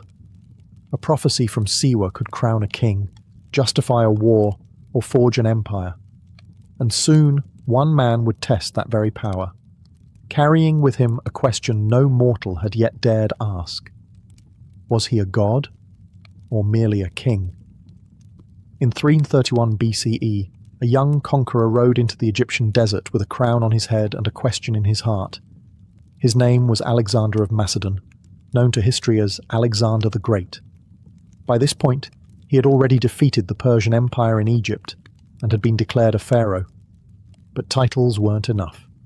Alexander sought divine affirmation, not from men, but from gods, and so he turned towards Siwa. The journey was perilous. The path from Memphis to Siwa was not marked on any clear map. It wound through scorching desert, salt flats, and shifting dunes. Greek historians wrote that Alexander and his caravan nearly lost their way, saved only by miraculous signs, ravens guiding their route, or perhaps divine serpents slithering through the sand. Others claimed they were led by rainstorms, extraordinary events in such an arid land. These tales may have been embellished, but they reflect the mythic tone of the entire expedition. Why did Alexander risk so much to reach the temple? The answer lies in his ambition, not just to rule the known world, but to become more than human. Like the pharaohs before him, Alexander wanted divine legitimacy. He believed, or wanted others to believe, that he was not merely the son of Philip of Macedon, but the son of Zeus Ammon, the supreme god of both the Greek and Egyptian pantheons, whose earthly voice whispered from the Siwan temple. When he arrived at the oasis, Alexander was welcomed with great honor. The priests, likely well aware of his power and political reach, received him in the temple's inner sanctum, a rare privilege. What transpired in that meeting remains a mystery. No detailed account exists. But Alexander emerged transformed. Later, when asked what the oracle had told him, he was famously vague. Some sources suggest the oracle addressed him as the son of Zeus. Others say Alexander received a prophecy of victory and divine favor. Whatever the truth, Alexander's behavior changed. He increasingly portrayed himself as a semi-divine figure, commanding loyalty not just as a king, but as a god in human form. The desert had given him more than just an answer. It had given him myth, and myth, once claimed, could move armies, build cities, and reshape empires. The temple had spoken, and Alexander never looked back. The temple of the oracle at Siwa stood at the crossroads of cultures, not just geographically, but spiritually. Its god, Amun, had long reigned as one of Egypt's most powerful deities. But as Greek influence spread into Egypt, Amun underwent a transformation in the minds of the Mediterranean world. He was reborn as Zeus Ammon, a fusion of two supreme gods, Egyptian and Greek, united in the blazing desert of Siwa. This fusion was more than symbolic. It reflected a broader syncretism, the blending of beliefs, images, and rituals that occurred when empires collided. For the Greeks, Zeus was the king of the gods, thunder-wielding, bearded, omnipotent. Amun, for the Egyptians, was the hidden one, unseen, mysterious, the breath behind all creation. He was often depicted with a ram's horns, symbols of virility, power, and divine presence. When Greeks encountered Ammon, they recognized a familiar authority and gave him the name Zeus Ammon. At Siwa, this blended identity took on extraordinary weight. The priests there were Egyptian, trained in ancient rites, yet their fame reached the Hellenistic world. For visiting Greeks like Alexander the Great, the oracle of Zeus Ammon represented not only a divine voice, but a bridge between civilizations. If Alexander could be declared the son of Zeus Ammon, he could rule both Greeks and Egyptians with a single divine lineage. The imagery followed him. Coins minted during his reign began to show Alexander adorned with ram's horns, a direct reference to Zeus Ammon and his divine paternity. This wasn't a stylistic flourish, it was a political message. Alexander wasn't just endorsed by the gods, he was of the gods. This claim helped unify a vast empire where religion was as much a tool of rule as sword or law. Zeus Ammon's cult spread beyond Siwa. Temples were built or rebranded in his name across North Africa, Greece, and even parts of Asia. Pilgrims continued to make the trek to Siwa, drawn by the mystique of a god who was both familiar and foreign, both Greek and Egyptian. The temple had become more than a shrine. It was a cosmic junction, where empires, gods, and destinies met. In the echo of its oracle, one could hear the voice not of a single culture, but of a world in transformation. And in that transformation, Zeus Ammon reigned supreme.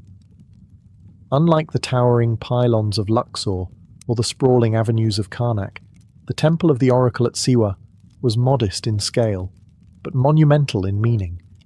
Built into the limestone cliffs of the Akurmi Hill, the structure blended seamlessly into its desert surroundings, almost as if it had emerged from the rock itself. But this wasn't a flaw of grandeur, it was a choice. The temple's power came not from its size, but from its secrecy. Approaching the temple, pilgrims would pass through winding pathways and narrow gates, ascending toward a sanctuary carved into the hill. The complex included a forecourt, a small hall, and finally the Holy of Holies, the inner chamber where the oracle's voice was said to reside. This final space was off limits to all but the high priest and select individuals, like Alexander. Its simplicity concealed its sanctity. There were no grand statues or golden shrines, only silence and the unseen presence of a god. The temple's design served a purpose, to disorient and humble. The tight corridors and sharp angles forced visitors to slow down, to lower their heads, to move with caution and reverence. In the desert, where vastness and exposure ruled, the temple offered enclosure and stillness. Light barely entered the sanctuary. Incense would have hung heavy in the air. Echoes turned whispers into something otherworldly. Scholars believe the temple may have had roof openings or vents to carry the priest's voice into adjoining rooms, heightening the drama of the oracle's declarations. From the shadows, a god would speak, and listeners would feel awe not because of what they saw, but what they heard. The architecture wasn't just functional, it was ritualistic theatre. Surrounding the temple were other structures, priests' quarters, ritual pools, and sacred gardens fed by natural springs. Even in this arid land, Siwa was blessed with water, adding to the belief that the oasis itself was touched by divine hands. From this sacred hill, one could see the dunes stretching endlessly, a reminder of the temple's isolation and importance. This was not a place for crowds. It was a place for pilgrims, prophets, and kings. A space designed not to impress the eyes, but to stir the soul. And in that still, cloistered chamber, the future could be whispered from stone. As centuries passed and empires shifted, the temple of the oracle at Siwa began to fade, not in legend, but in voice. The divine breath that once stirred the desert winds grew still. By the time the Roman Empire took root in Egypt, the oracle's prominence had begun to wane. What had once been a cosmic crossroads between gods and kings was now a relic of a fading world. There was no single moment when the oracle fell silent. It was a slow unraveling. After Alexander's death in 323 BCE, His generals fought bitterly over his empire, and the political unity that had given the temple prestige dissolved. Though Zeus Ammon continued to be venerated in name, the pilgrimage to Siwa no longer held the same magnetic pull. Power shifted back to the Nile Valley and to cities like Alexandria, where philosophy and science began to replace oracular faith. The rise of Rome brought new gods, new laws, and new priorities. Roman emperors paid lip service to Egyptian cults, but the centralized bureaucratic religion of the empire left little room for the shadowy ambiguity of oracles. Shrines like Siwa's were increasingly seen as quaint remnants of a mythic past, respected but no longer consulted for matters of state. Then came Christianity. As it spread across Egypt in the early centuries CE, it cast a harsh light on the old pagan ways.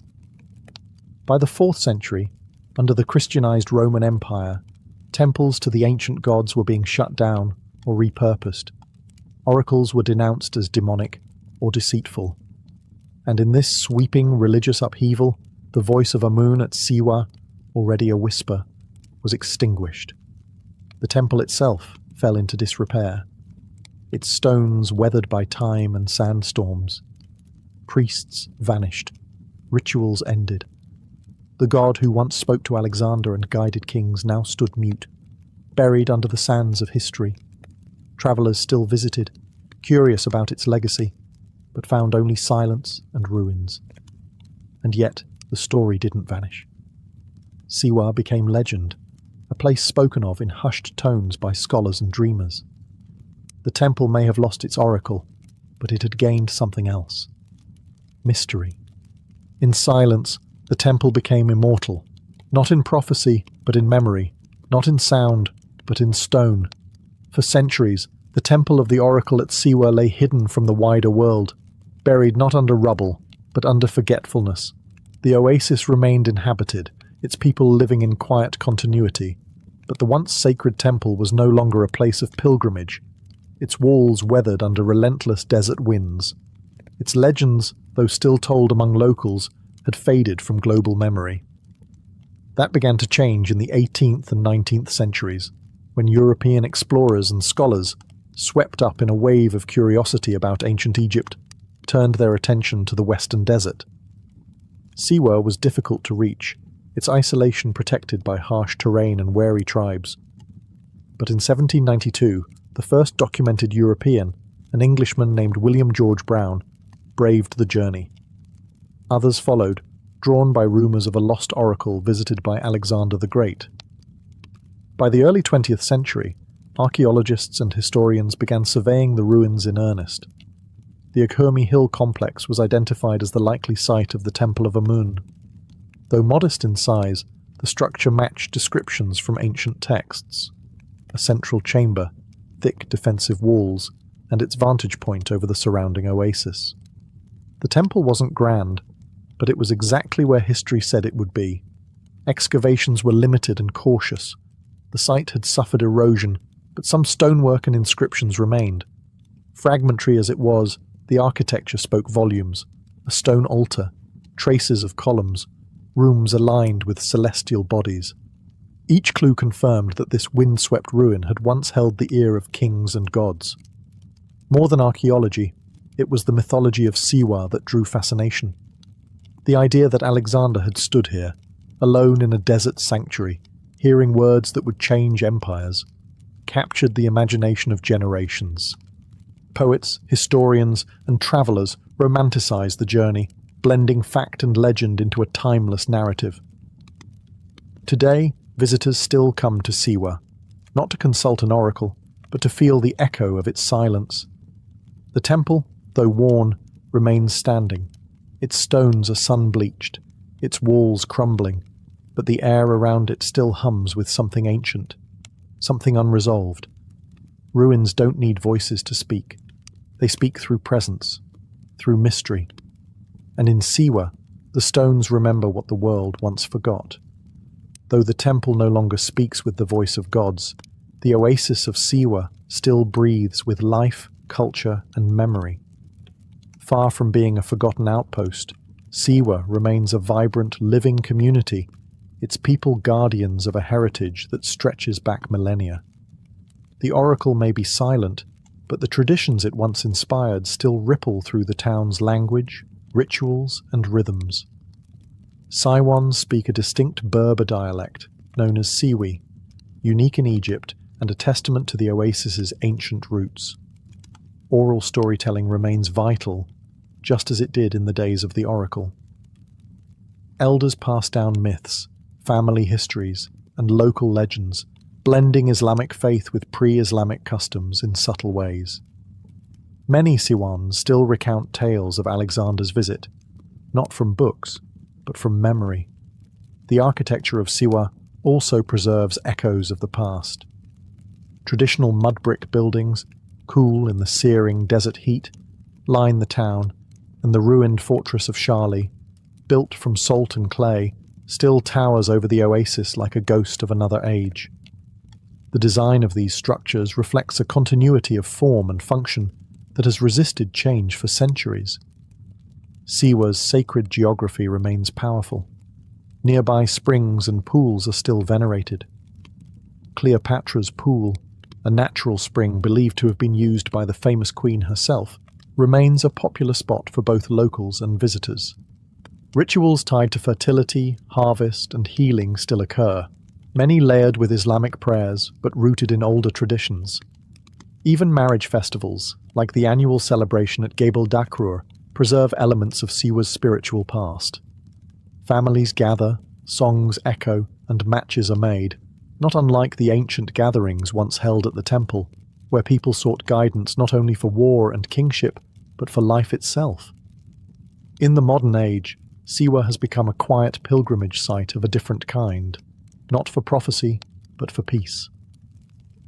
Travelers seeking escape from the noise of modernity come here to walk the palm groves, soak in the desert silence, and reflect on a time when gods spoke from stone.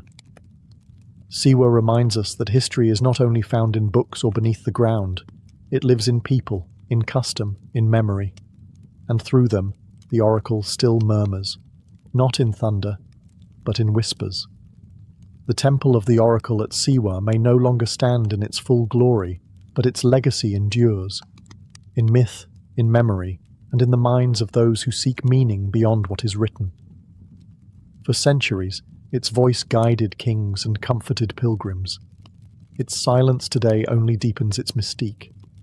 Few places in the ancient world held such a profound air of sacred uncertainty, a space where questions were heavier than answers, and silence could feel divine. Siwa's oracle lives on not in revived rituals, but in the stories we continue to tell.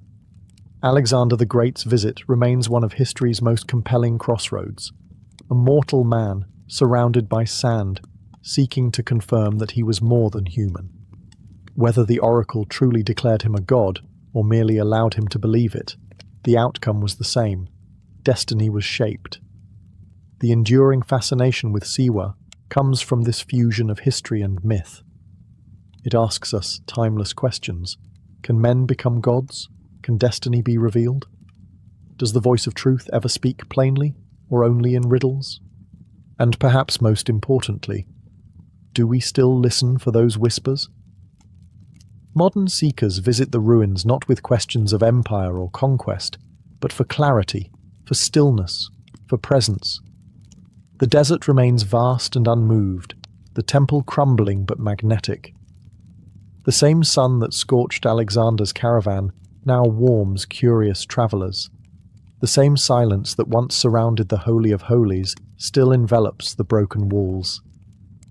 Siwa invites reflection, not because it gives answers, but because it has always honored the asking. The oracle, like all ancient voices, was never about fortune-telling. It was about direction, affirmation, possibility. The journey across the sands was never just a physical trial. It was a ritual of transformation. You didn't just arrive at the temple. You became someone else along the way. Today, as we face our own deserts of meaning, identity, and purpose, perhaps the oracle still has something to offer. Not a booming voice from the past, but a quiet suggestion in the mind. Who are you, really? And what are you becoming? The temple is dust. The voice is gone. But the question remains. And that, perhaps, was always the true prophecy.